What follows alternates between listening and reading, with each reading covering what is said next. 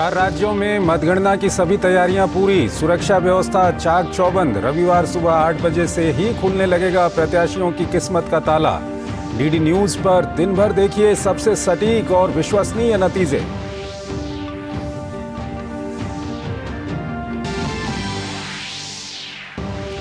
संसद के शीतकालीन सत्र से पहले सर्वदलीय बैठक। संसदीय कार्य मंत्री ने कहा, तय नियमों के अनुसार सरकार सभी विषयों पर चर्चा के लिए तैयार। सोमवार से शुरू होगा शीतकालीन सत्र।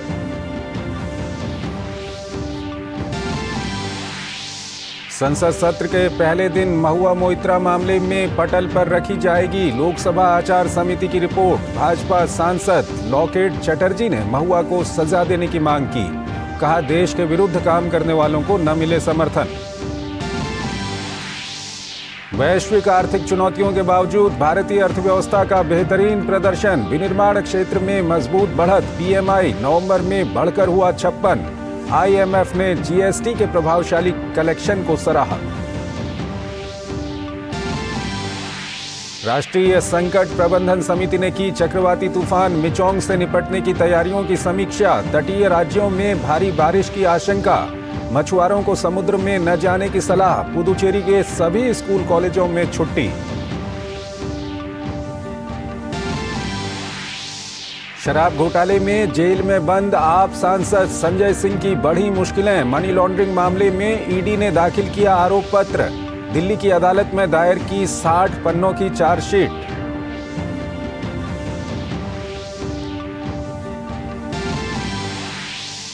शतरंज ग्रैंडमास्टर आर प्रज्ञानानंदा की बहन वैशाली रमेश बाबू बनी भारत की 84वीं ग्रैंडमास्टर।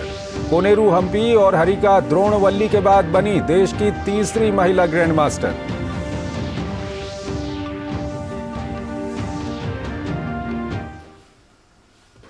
नमस्कार, डीडी न्यूज में आपका स्वागत है। मैं हूं चंद्रशेखर जोशी और आइए अब खबरों को विस्तार से देखते हैं। 5 राज्यों में हुए विधानसभा चुनाव में से कल 4 राज्यों का जनादेश आने वाला है। चुनाव आयोग ने मतगणना की पूरी और पुख्ता तैयारी कर ली है। मतगणना स्थलों पर सुरक्षा के पुख्ता इंतजाम किए गए हैं, तो काउंटिंग के लिए कर्मचारियों को जरूरी ट्रेनिंग भी दे दी गई है।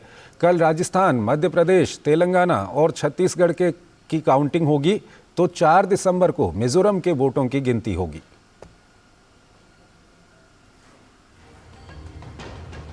सत्ता के खेल में कौन होगा विजयी, किस पार्टी का फहराएगा झंडा, किस उम्मीदवार को मिलेगा जनता का आशीर्वाद, किसकी बनेगी सरकार, ऐसे कितने ही सवालों का रविवार को मिलेगा जवाब। 5 राज्यों में हुए चुनाव में से 4 राज्यों में रविवार को होगी मतगणना। मतगणना की सभी तैयारियां पूरी हो चुकी हैं। सुरक्षा के चाक चौबंद प्रबंध के बीच रविवार की सुबह जब ईवीएम खुलेंगी तो उससे उम्मीदवारों के राजनीतिक बही खाता बाहर आएंगे। मतों की गिनती सुबह 8 बजे से शुरू होगी। छत्तीसगढ़ में विधानसभा चुनाव की सभी 90 सीटों पर मतदान प्रक्रिया 7 नवंबर और 17 नवंबर को 2 चरणों में संपन्न हुई थी। यहां कांग्रेस की भूपेश बघेल सरकार के सामने अपना किला बचाने की चुनौती है, तो वहीं भाजपा इस राज्य पर फिर से विजय पताका फहराने के लिए पूरा दमखम लगाती नजर आ रही है। राज्य में मतगणना के लिए प्रत्येक विधानसभा क्षेत्र के लिए 14 टेबल लगाए गए हैं। मतों की गिनती पोस्टल बैलेट से शुरू होगी। ईटीबीपीएस द्वारा प्राप्त मतों को गिनने के लिए क्यूआर कोड स्कैनिंग का सहारा लिया जाएगा। 1181 उम्मीदवारों का भाग्य तय करने के दिन ड्यूटी पर लगभग 12,000 कर्मचारी तैनात रहेंगे। पूरे मतगणना प्रक्रिया का एक सीसीटीवी कवरेज रहेगा और वो वीवीपैट काउंटिंग बूथ जो पृथक से बनाया जाता है, वीसीबी कहलाता है, उसका भी जो है सीसीटीवी कवरेज उसके लिए पृथक से कैमरा से किया जाएगा।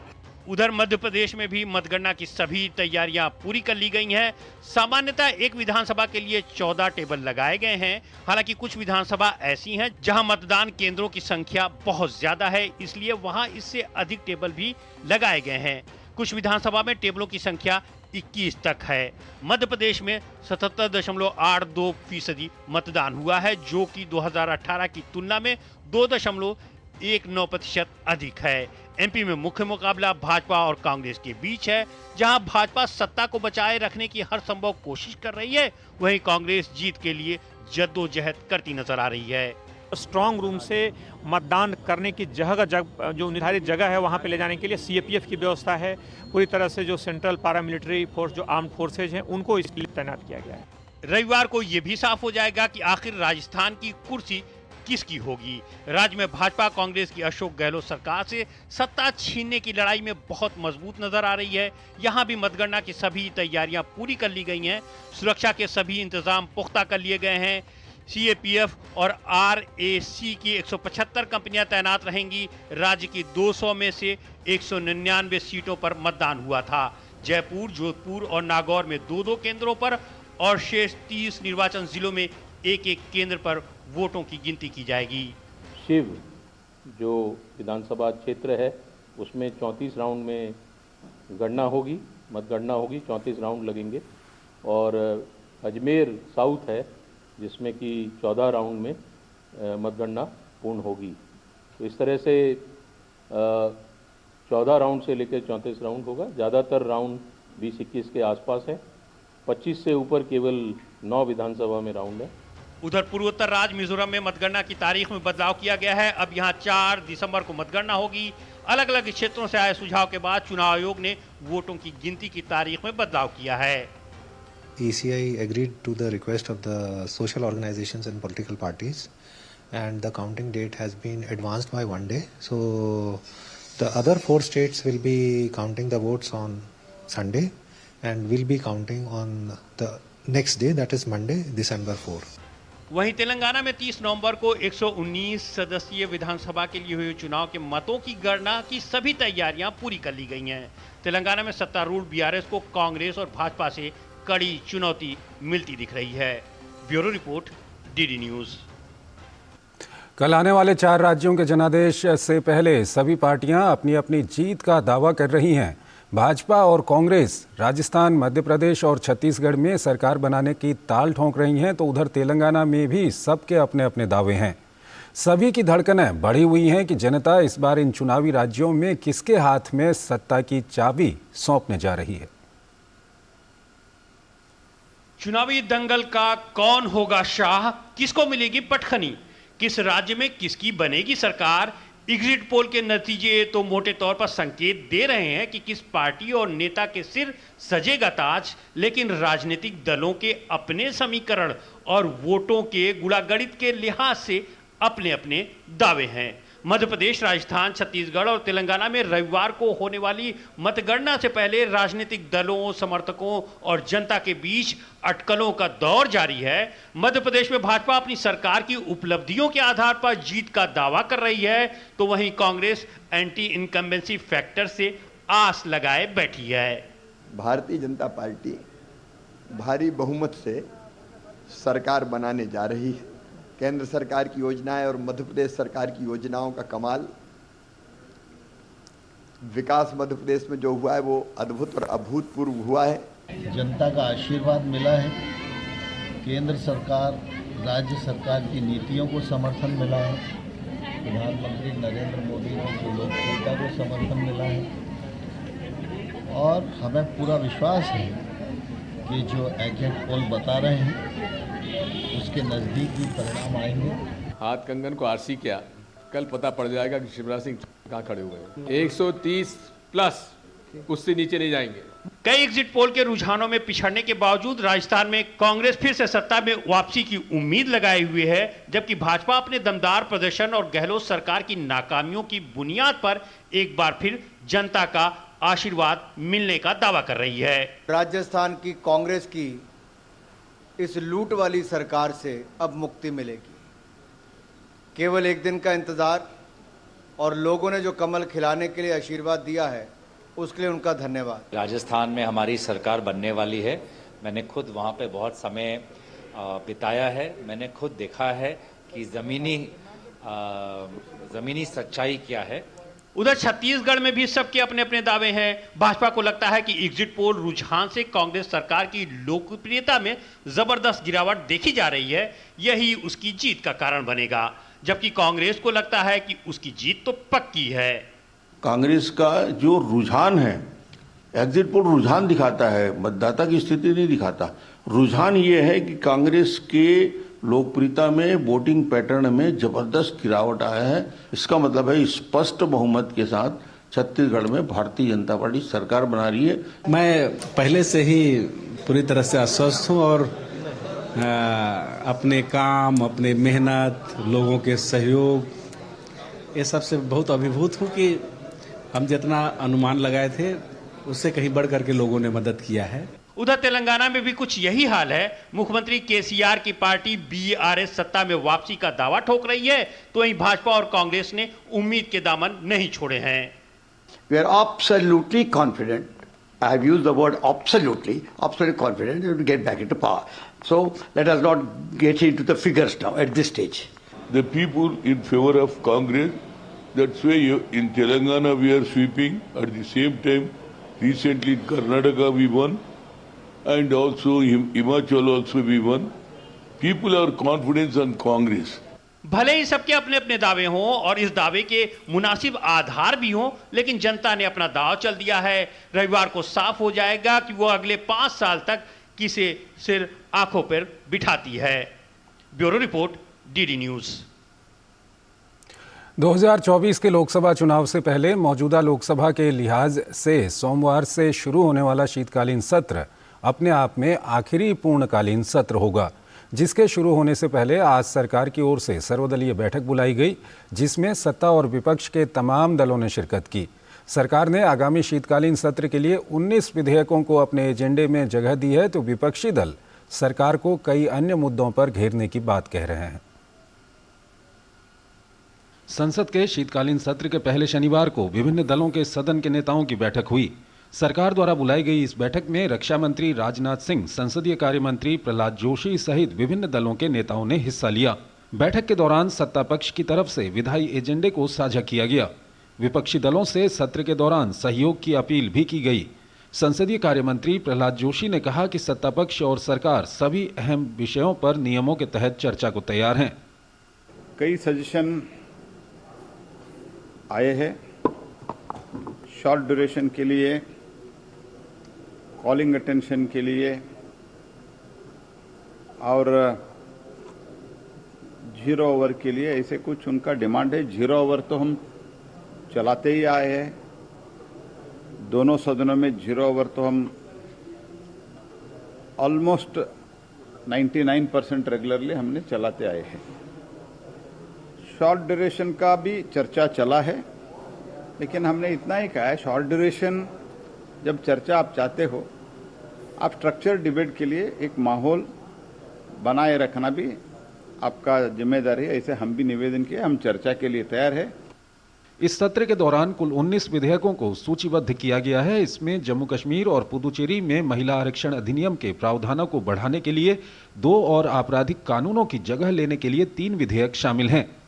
सरकार कश्मीरी प्रवासियों, पाकिस्तान के अवैध कब्जे वाले कश्मीर के विस्थापितों और अनुसूचित जनजातियों को प्रतिनिधित्व प्रदान करने के लिए जम्मू कश्मीर विधानसभा की सदस्यों की संख्या बढ़ाने से संबंधित विधेयक लाने की भी योजना बना रही है। बैठक में कांग्रेस, टीएमसी, सपा, जेडीयू सहित तमाम विपक्षी दलों के नेताओं ने अपनी बात रखी।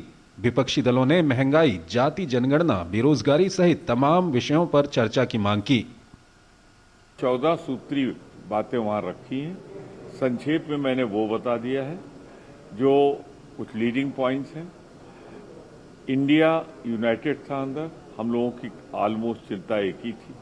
इस बात पे भी जोर दिया गया कि नाम जो 3 कानून आ रहे हैं उनका हिंदी अंग्रेजी दोनों में रखा जाए। ये सब हमारे मुख्य मुद्दे हैं। संसद का शीतकालीन सत्र 4 दिसंबर से शुरू होकर 22 दिसंबर तक चलेगा। मौजूदा लोकसभा का ये अंतिम पूर्णकालिक सत्र है, लिहाजा सत्ता पक्ष हो या विपक्ष, दोनों के लिए ये बेहद खास रहने की उम्मीद है। शैलेंद्र मिश्र, डीडी न्यूज, दिल्ली। खबरें अभी और भी हैं, लेकिन एक छोटा सा ब्रेक लेते हैं यहाँ पर। हमारा डेजर्ट आ गया, पर हमारी चैंपियन नहीं आई अब तक। बिल भरने के पहले तो आएगी ना। सुगंध, क्या हो रहा है? बिल हो रहा है। चल अपना कार्ड दे। पिन दे। आरबीआई कहता है अपना पिन, ओटीपी, सीवीवी या इंटरनेट बैंकिंग पासवर्ड किसी को ना दे। ऑनलाइन बैंकिंग सिर्फ अपने ही कंप्यूटर, मोबाइल और सिक्योर नेटवर्क से करें। हाँ, हाँ, ये खाने की चैंपियनशिप थी क्या? आरबीआई कहता है जानकार बनिए, सतर्क रहिए। गोल्डी छोले मसाले, जहाँ जाए रिश्ते बनाए, जहाँ जाए रिश्ते बनाए, गोल्डी मसाले। दादी, आज भी आपकी चाय की दुकान बंद थी? 1 महीने से बीमार हूँ, काम बंद और इलाज का खर्चा अलग। आयुष्मान कार्ड नहीं बनवाया? नाम सुना है, कहाँ बनवाना है, कैसे बनवाना है, इस उम्र में भाग दौड़। कार्ड अभी बन जाएगा। आयुष्मान ऐप पर जाकर अपना या परिवार के सदस्य का नाम लाभार्थी सूची में ढूंढे, आधार, ओटीपी या फेस ऑथ द्वारा ऑथेंटिकेट करें, डिटेल्स भरें, अब मोबाइल से फोटो खींचकर अपलोड करें। बन गया। अब ठीक होकर अपने हाथ की चाय पिला दो। और एक प्रकार से पीएम जय अब गरीबों की जय बन गई है। 5 लाख तक के मुफ्त उपचार की गारंटी, स्वास्थ्य का वरदान आयुष्मान। स्वागत है आपका ब्रेक के बाद। सोमवार को शीतकालीन संसद सत्र का पहला दिन गहमा गहमी भरा रहने की उम्मीद है। पैसे लेकर संसद में सवाल पूछने के आरोप में घिरी टीएमसी सांसद महुआ मोइत्रा पर एथिक्स कमेटी की जांच रिपोर्ट सदन में रखी जा सकती है। सूत्रों के अनुसार एथिक्स कमेटी ने मोइत्रा के निलंबन की सिफारिश की है। इससे पहले सुनवाई के दौरान भी इस पूरे मुद्दे पर जमकर राजनीति देखने को मिली थी। संसद का शीतकालीन सत्र शुरू होने जा रहा है। सत्र के पहले ही दिन सोमवार को महुआ मोइत्रा मामले में लोकसभा की आचार समिति की रिपोर्ट लोकसभा के पटल पर रखी जानी है। माना जा रहा है कि सांसद विनोद सोनकर की अगुवाई वाली आचार समिति ने टीएमसी सांसद महुआ मोइत्रा के लोकसभा से निष्कासन की सिफारिश की है। महुआ मोइत्रा पर सवाल पूछने के बदले पैसे और गिफ्ट लेने और अपनी संसदीय लॉगिन दूसरे के साथ साझा करने के आरोप की शिकायत के बाद ये मामला लोकसभा की एथिक्स कमेटी को भेजा गया था। कमेटी ने सांसद महुआ मोइत्रा, शिकायतकर्ता बीजेपी सांसद निशिकांत दुबे और वकील जय अनंत को बुलाकर मामले की पड़ताल कर अपनी रिपोर्ट तैयार की है। हम तो रिक्वेस्ट ही कर सकते हैं ना, तो डेमोक्रेसी है। डेमोक्रेसी में अल्टीमेटली सरकार क्या कर सकते हैं? हम तो रिक्वेस्ट ही कर सकते हैं, हम हाथ जोड़ के प्रार्थना कर सकते हैं, वही हम कर रहे हैं। एथिक्स कमेटी में भी जो हुआ है उसका तो जो हुआ है सबके ध्यान में है। टीएमसी सांसद महुआ मोइत्रा पर आरोपों के मामले में लोकसभा की आचार समिति ने आईटी और गृह मंत्रालय से भी रिपोर्ट मंगाई थी। अब महुआ मोइत्रा पर आचार समिति की सिफारिशों को लेकर विपक्षी दल बयानबाजी कर रहे हैं। इस बीच खबर है कि लोकसभा में कांग्रेस नेता अधीर रंजन चौधरी ने कैश फॉर क्वेरी मामले में लोकसभा अध्यक्ष को पत्र भी लिखा है। इस पत्र में टीएमसी सांसद महुआ मोइत्रा के खिलाफ आचार समिति की कार्यवाही के मुद्दे को उठाया गया है। महुआ मोइत्रा जी का भी मुद्दा उठा संजय सिंह जी का भी मुद्दा उठा, राघव चड्ढा जी का भी।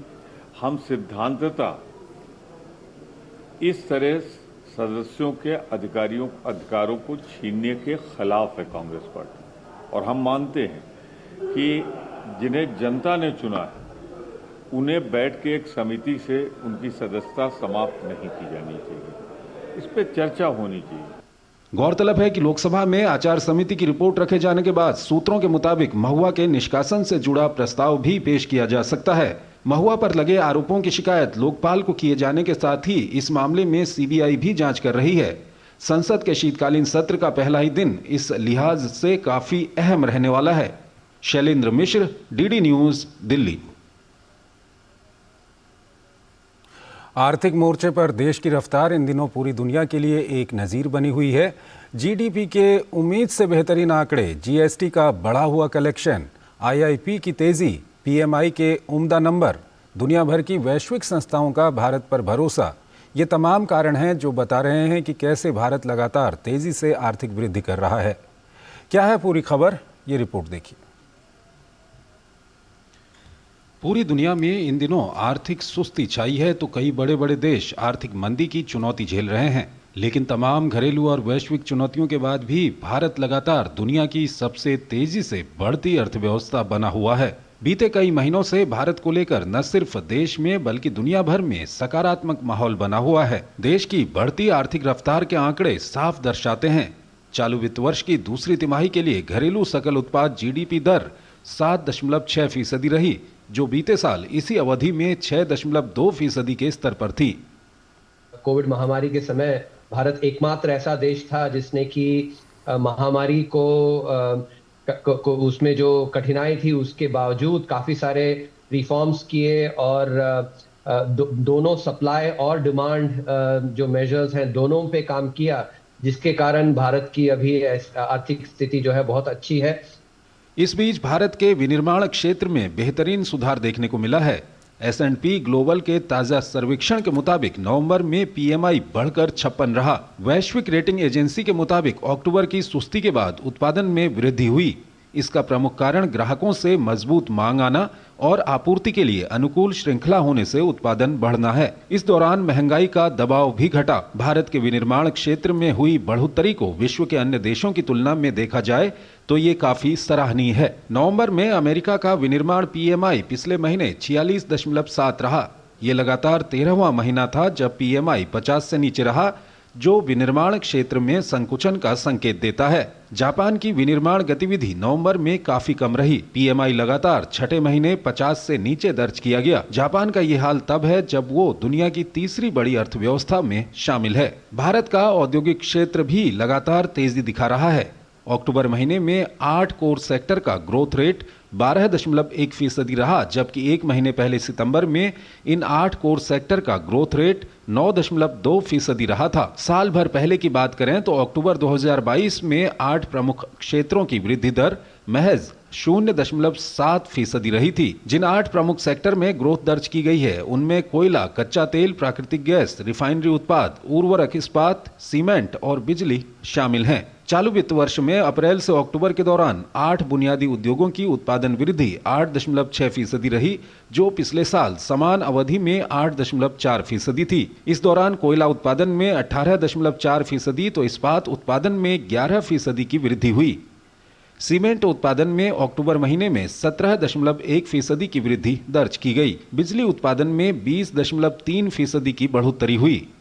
इस साल अक्टूबर में कच्चे तेल का उत्पादन 1.3% और प्राकृतिक गैस का उत्पादन 9.9% बढ़ा। इस साल अक्टूबर में रिफाइनरी उत्पादों का उत्पादन 4.2% रहा। GST कलेक्शन के लिहाज से सरकार के लिए नवंबर 2023 का महीना भी शानदार साबित हुआ। नवंबर 2023 में GST कलेक्शन भी बीते साल के समान महीने के मुकाबले 15% के उछाल के साथ 1,67,000 करोड़ रुपए से अधिक रहा है। पिछले साल इसी अवधि में GST कलेक्शन 1,45,000 करोड़ रुपए था। ये लगातार छठा महीना है जब मासिक GST कलेक्शन 1,60,000 करोड़ रुपए से ऊपर आया है। देश के बेहतर आर्थिक माहौल का असर शेयर बाजार पर भी सकारात्मक रूप से देखा जा रहा है। दिसंबर महीने के पहले कारोबारी दिन शेयर बाजार में रिकॉर्ड तोड़ तेजी देखी गई। नेशनल स्टॉक एक्सचेंज पर सूचीबद्ध कंपनियों का बाजार पूंजीकरण शुक्रवार को 4 लाख करोड़ डॉलर के पार पहुंच गया था, तो BSE पर NSE की तुलना में ज्यादा शेयर सूचीबद्ध हैं और इसका बाजार पूंजीकरण पिछले बुधवार को ही 4 लाख करोड़ डॉलर पर पहुंच गया था।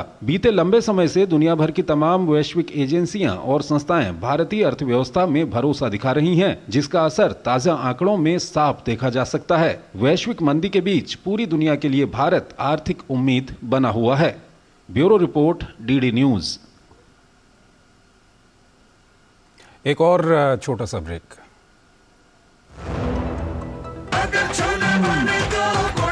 गोल्डी छोले मसाले, जहाँ जाए रिश्ते बनाए। जहाँ जाए रिश्ते बनाए, गोल्डी मसाले। माँ, ये खीर किसके लिए? आज तेरे दादाजी का जन्मदिन है, उनके लिए। तो मैं दादाजी को क्या दूँ? अपना मोबाइल फोन देना। ये क्या कर रही है?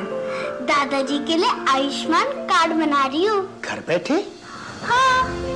आयुष्मान ऐप पर जाकर अपना या परिवार के सदस्य का नाम लाभार्थी सूची में ढूंढे, आधार, OTP या फेस ऑथ द्वारा ऑथेंटिकेट करें, डिटेल्स भरें, अब मोबाइल से फोटो खींचकर अपलोड करें। दादाजी, ये लीजिए अपना आयुष्मान कार्ड। ये उपहार तो जीवन भर काम आएगा। और एक प्रकार से PM जय अब गरीबों की जय बन गई है। 5 लाख तक के मुफ्त उपचार की गारंटी, स्वास्थ्य का वरदान आयुष्मान। मोदी सरकार की गारंटी, किसानों को हर साल रुपए 6,000, 11 करोड़ 80 लाख किसानों को अब तक 2,60,000 करोड़ रुपए की सहायता। हमारा संकल्प विकसित भारत। मम्मी, कॉलेज की क्रिकेट टीम में ना मेरा सिलेक्शन हो गया। Very good. कॉलेज की टीम में तो आ गया, देश की टीम में रजिस्ट्रेशन कब करवा रहा है? वो कैसे? तुम वोटर बन के देश की टीम का हिस्सा बन सकते हो। देश का फॉर्म भरो, देश की टीम का हिस्सा बनो। वोट करना सिर्फ तुम्हारा अधिकार ही नहीं बल्कि तुम्हारा कर्तव्य भी है, समझो? जी हाँ, अगर आप भी 18 साल के हो रहे हैं तो आज ही वोटर हेल्पलाइन ऐप डाउनलोड करके वोटर लिस्ट में अपना नाम जुड़वाकर वोटर बने। और हाँ, एग्जिस्टिंग वोटर्स भी अपनी जानकारी वोटर लिस्ट में अपडेट करें, जिससे देश की टीम और मजबूत बने। वोटर लिस्ट में नाम मतलब देश के लिए वोट करने का अधिकार, यानी देश की टीम में रजिस्ट्रेशन।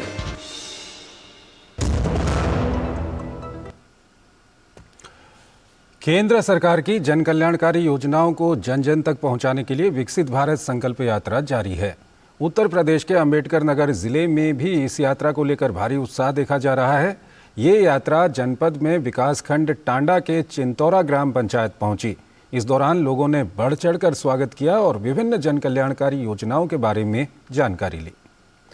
विकसित भारत संकल्प यात्रा के दौरान विभिन्न योजनाओं के लाभार्थियों ने अपने जीवन में आए सकारात्मक बदलाव के बारे में बताया। हमारे पास कुछ भी नहीं था, रहने के लिए घर भी नहीं था, लेकिन प्रधान जी के लिख पढ़ के दिए योगी मोदी की सहायता से हमको जमीन भी मिला, कॉलोनी भी मिला, हर चीज़ की सुविधा मिली। सब चीज़ है। इस समय हमारे समूह की तरफ से किस्त लिए थे 20,000, बैटरी वाला गाड़ी लिए, हमारा लड़का चलाता है, उसी से अपना खर्चा भी चलता है, बच भी जाता है 2-3 हज़ार रुपया। अब हर चीज़ की सुविधा, कोई चीज़ की दिक्कत नहीं है। सफाई कर्मी शौचालय में काम करते हैं और हमारे आदमी नहीं है, हम उस सफाई कर्मी के काम से हम अपने बच्चों के अपना काम में लगाते हैं, जैसे पढ़ाई लिखाई और राशन पानी मोदी देते हैं। और जौन 6,000 हमारे मिलत वेतन, तो वही से हम अपन लड़के पढ़िया दिया मेरे आदमी ना। सरकार ने जो आवास दी, तब घर बनवाए हम लोग, मकान बना कर मतलब रहे थे के अब हम लोग को कोनो दिक्कत ना होते। राशन भी कार्ड है, आयुष्मान कार्ड है, राशन भी मिलत है के बरोबर। मेरे यहाँ जो है पंचायत भवन पे, चिंतौरा पंचायत भवन पे RRC सेंटर भी खुला है। वहाँ पे हम सब दीदियाँ मिलके काम करते हैं। जैसे कि गांव से कूड़ा कचरा आता है, वहाँ पे हम सब दीदियाँ मिलके काम करते हैं। गांव का कूड़ा कचरा आता है तो जो है वहाँ लोहे में, प्लास्टिक में और जो है सब वहाँ छटैया करते हैं। उसके बाद बगल जो है कंपोस्ट बीज खाद बनता है, उसका भी हम सब दीदी मिलके खाद बनाते हैं। और जो है भारत योगी और मोदी जी का जो है आशीर्वाद हम लोगों के ऊपर बना हुआ है। हम लोग अच्छा से अच्छा अपना जो है परिवार चला रहे हैं, अच्छा से अच्छा लाभ उठा रहे हैं। जिला अधिकारी अविनाश सिंह ने बताया कि विकसित भारत संकल्प यात्रा का उद्देश्य लोगों के द्वार तक जन कल्याण योजनाओं को ले जाना है। माननीय प्रधानमंत्री जी, माननीय मुख्यमंत्री जी के नेतृत्व में जो विभिन्न योजनाएं चलाई जा रही हैं, गांव के आम आदमी के विकास के लिए, उसको समृद्ध करने के लिए, आर्थिक और सामाजिक रूप से मजबूत करने के लिए, उन तमाम योजनाओं का लाभ जो है करोड़ों लोगों तक पहुंच रहा है। लेकिन क्योंकि हमारा देश बहुत बड़ा है, बहुत बड़ी जनसंख्या, तो कुछ लोग ऐसे भी रह जाते हैं जो उनकी योजनाओं के बारे में उतना नहीं जानते जितना उनको जानना चाहिए, और उसकी वजह से वो उन योजनाओं का लाभ नहीं उठा पाते हैं। आज हम लोगों ने यहाँ पर तमाम योजनाओं के बारे में होर्डिंग, पोस्टर और उनके बारे में मौखिक रूप से भी उनको अवगत कराया। प्रधानमंत्री जी ने एक सपना देखा है 2047 तक जो एक भारत देश को विश्व गुरु बनाने का। उसीलिए अगर हम सभी लोग मिलकर एक साथ काम करेंगे और इन तमाम योजनाओं का जो लाभ है एक एक ग्रामवासी को उससे आच्छादित करेंगे, तो निश्चित रूप से हमारा देश जो है विश्व गुरु के पद पर आसीन हो जाएगा और माननीय प्रधानमंत्री जी, माननीय मुख्यमंत्री जी का सपना साकार होगा।